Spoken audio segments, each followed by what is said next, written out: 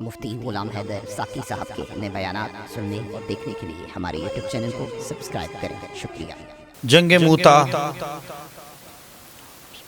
جنگ موتا کے اسباب کیا ہیں دوستوں اور بزرگوں؟ آقا دو جہاں صلی اللہ علیہ وسلم نے 27 سے زائد غزوات میں شرکت فرمائی ہے۔ آقا دو جہاں صلی اللہ علیہ وسلم امن کا، محبت کا، پیار کا اور سلامتی کا درس دیتے تھے یارو۔ آقا دو جہاں صلی اللہ علیہ وسلم نے ایک دن اپنے ایک سفیر کو قاصد کو بلایا، نام ہے حضرت حارثہ بن عمیر رضی اللہ تعالیٰ کا۔ دیوانے باز سن جی محبوبہ حکم فرمایا، کیسر روم کے نام ایک خط لکھتا ہوں، جا کے دیا۔ جو دوستو بصرہ کی سرزمین کی طرف روانہ ہونے والا محبوب کا یہ قاصد خوشا جا رہا ہے۔ رستے میں شام کا علاقہ ہے اور موتا کا اس علاقے میں ایک نوجوان شرجیل بن عمر غسانی حاکم شام، روم کی سرزمین کا حاکم، اس نے دیکھا ایک دیوانہ آ رہا ہے، رو کے پوچھا کدھر کا ارادہ ہے؟ کہ بصرہ کی سرزمین میں کیسر روم کو خط دینے جا رہا ہوں۔ آقا دو جہاں صلی اللہ علیہ وسلم نے دعوت اسلام کا پیغام نامہ بھیجا ہے۔ اس حاکم شرجیل کو بڑا غصہ آیا، اس آقا دو جہاں صلی اللہ علیہ وسلم کے قاصد کو رسم سے باندھا، یارو باندھ کے نا دردناک طریقے سے آقا دو جہاں صلی اللہ علیہ وسلم کے اس دیوانے کو شہید کر دیا۔ میرے محبوب کو خبر پہنچی، یارو آقا اپنے صحابہ سے بڑی محبت کرتے تھے، بڑا پیار کرتے، حضور کو خبر پہنچی۔ آقا دو جہاں صلی اللہ علیہ وسلم نے صحابہ کو اکٹھا کر لیا، مشاورت ہوئی، مشاورت بڑے بڑے جلیل القدر صحابی ابوبکر، عمر، علی، عثمان، طلحہ، عبداللہ، حضرت زید بن حارثہ، عبداللہ بن رواحہ، حضرت جعفر طیار رضی اللہ عنہ کٹھے ہو گئے۔ کہا محبوبہ پشیماں کیوں ہو؟ فرمایا قاصد بھیجا تھا کیسر روم کے نام خط لکھ کے، حاکم نے میرے دیوانے کو شہید کر دیا۔ آقا حکم فرمایا اگر ہم نے انہیں چھوڑ دیا تو یہ اسی طریقے سے ہمارے سفیروں کو شہید کرتے رہیں گے۔ آقا حکم کیا ہے؟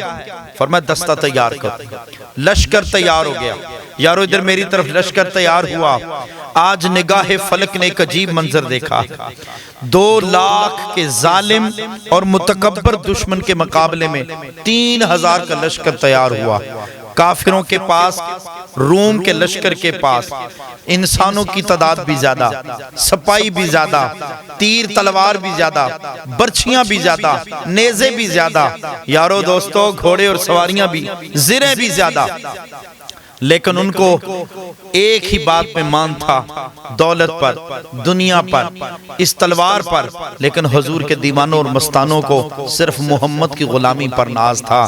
یارو دوستو صحابہ کرام 3000 کا لشکر تیار ہوا۔ آقا دو جہاں صلی اللہ علیہ وآلہ وسلم نے اس مصطفی انقلاب کی ابتدا جو آقا دو جہاں صلی اللہ علیہ وسلم نے مدینہ کی ریاست سے شروع کی تھی، غزوہ بدر ہوا، غزوہ احد ہوا، غزوہ تبوک ہوا، غزوہ حنین ہوئے، بڑے بڑے غزوات ہوئے۔ 27 غزوات میں آقا دو جہاں صلی اللہ علیہ وسلم بنفس نفیس شرکت فرماتے رہے اور کئی مارکے رونما ہوئے، کئی سریے ہوئے۔ آقا دو جہاں صلی اللہ علیہ وآلہ وسلم نے صحابہ نے اپنی جبینوں کے نذرانے پیش کیے اور کوئی شخص بھی آقا پر انگلی نہ اٹھا سکتا تھا۔ نبی کریم صلی اللہ علیہ وآلہ وسلم نے نا سواریاں تیار کروا دی، گھوڑے تیار کر دیے اور سواریوں کے ساتھ آقا دو جہاں صلی اللہ علیہ وآلہ وسلم پیدل چلنے لگے۔ کافی دور تک آقا دو جہاں مدینہ کی سرزمین سے پیدل چلے اور فرمایا میرے دیوانوں، حضور پاک صلی اللہ علیہ وآلہ وسلم نے صحابہ کی تعلیم و تربیت فرما رہے۔ کا دیوانوں 3000 کا لشکر ہے، سب سے پہلے علم حضرت سیدنا زید بن حارثہ کے ہاتھ میں ہوگا۔ میرے آقا کا منہ بولا بیٹا یارو زید بن حارثہ، اور پورے قرآن کے اندر جس ایک صحابی کا نام لے کے قرآن میں اللہ نے ذکر کیا ہے وہ میرے نبی کا منہ بولا بیٹا حضرت زید بن حارثہ ہے، جس کے نکاح میں میرے نبی نے اپنی بیٹی سیدہ زینب کا نکاح کیا۔ یارو حضور نبی کریم رؤوف الرحیم رحمت للعالمین صلی اللہ علیہ وسلم نے اس لشکر کو نہ روانہ کیا، کافی دور تک ساتھ آئے۔ حضور پاک صلی اللہ علیہ وسلم تلقین کرتے رہے، کہا پہلے علم ہوگا حضرت زید بن حارثہ کے ہاتھ میں، کہا اس کے بعد علم ہوگا حضرت سیدنا جعفر طیار کے ہاتھ میں، پھر علم ہوگا حضرت سیدنا عبداللہ بن رواحہ کے ہاتھ میں، کہا جب یہ تینوں کے ہاتھ سے علم چھوٹے گا نا، فرمایا پھر مسلمانوں دیوانوں خود ہی فیصلہ کر کے اپنا لشکر کا امیر بنا لینا۔ قافلہ روانہ ہوا، مدینہ سے 1100 کلومیٹر کے فاصلے پہ یہ لشکر جا رہا ہے۔ یارو ہمارے پاس آج سب کچھ ہونے کے باوجود، ہمارے پاس میزائل بھی، ہمارے پاس ٹینک بھی، ہمارے پاس توپیں بھی، ہمارے پاس گولیاں بھی، ہمارے پاس مہنگی کلیشن کوفیں بھی، ہمارے پاس سب کچھ ہے، اگر دل میں عشق مصطفیٰ کی شمع نہیں ہے سب کچھ بیکار ہے۔ یارو فلسطین کی سرزمین کو دیکھو نہ ذرا ایک دفعہ، غزہ کی سرزمین کو دیکھو، کشمیر کی سرزمین کو دیکھو، تورا بورا کی سرزمین کو دیکھو، افغانستان کو دیکھو۔ یارو بڑی بڑی ایٹمی طاقتیں آتی رہی، روس آیا ٹکڑے ہو کے پلٹ گیا، امریکہ آیا ٹکڑے ہو کے پلٹ گیا، لیکن یارو جس سینے کے اندر لا الہ الا اللہ محمد الرسول اللہ کا ورد ہوتا ہے، عقیدہ ہوتا ہے، یقین ہوتا ہے، توکل ہوتا ہے، اور سامنے گنبد خضرا کا نقش پا ہوتا ہے، یارو ساری دنیا بھی چاہے تو اسے مغلوب نہیں کر سکتی، وہ غالب رہتا ہے۔ کیوں؟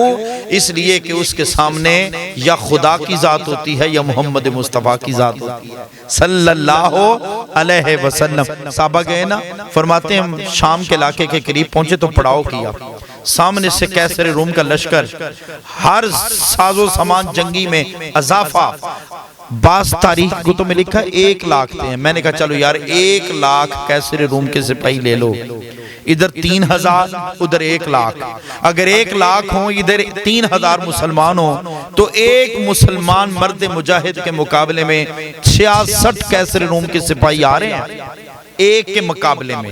ایک صحابی بولے، کہا پلٹیں آقا کو پیغام دیں گے۔ حضرت جعفر طیار بول اٹھے، کہا نہ واپس نہیں جانا، آقا کے ساتھ ہمارا دوہرا تو سودا ہے، اگر شہید ہوگے تو بھی کامیاب اور سرخرو ہوں گے، اگر غازی ہوگے تو بھی سرخرو ہوں گے۔ آقا کو جا کے پشیمانی کرنا، اب پیچھے پلٹ کے نہیں دیکھنا، آگے دیکھنا ہے۔ فرمایا لشکر پہنچا ہے موتا کے مقام پر، آج کے دور میں نا وہاں پر اردن کا شہر آباد ہے، اردن کا۔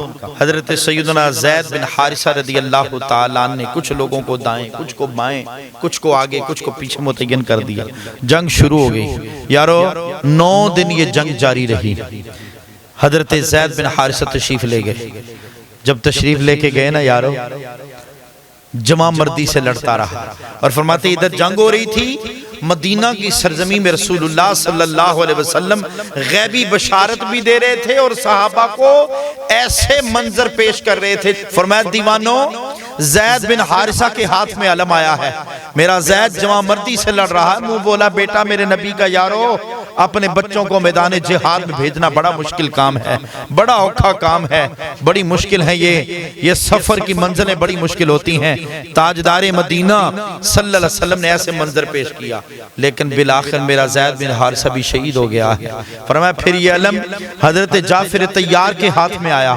فرمایا حضرت جعفر طیار رضی اللہ تعالیٰ جمع مردی، دلیری، سپہ سالاری، بڑی ہمت، نہ ڈر طریقے سے یارو مصطفیٰ کا یہ دیوانہ آقا کا مستانہ جمع مردی سے لڑتا رہا۔ فرمایا ایک وار ہوا تلوار کا، دائیں ہاتھ کٹ گیا، فرمایا بائیں ہاتھ میں علم پکڑ لیا، پھر لڑتے رہے، بائیں ہاتھ پہ تلوار لگی، فرمایا پھر اپنے بازو، اپنے کندھوں اور اپنے گردن کے ساتھ علم کو پھر پکڑا۔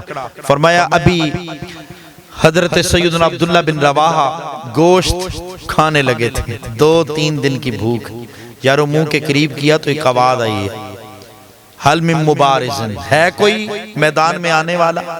فرمایا گوشت وہیں زمین پر رکھی، دوڑ کے خیمے سے نکلے عبداللہ بن رواحہ، مصطفیٰ کا عاشق، حضور کا دیوانہ، حضور کا مستانہ، دوڑ کے فرمایا اپنی سواری پہ گئے، میدان میں جا کے لڑے، بالآخر آقا فرماتے ہیں عبداللہ بن رواحہ بھی شہید ہو گئے۔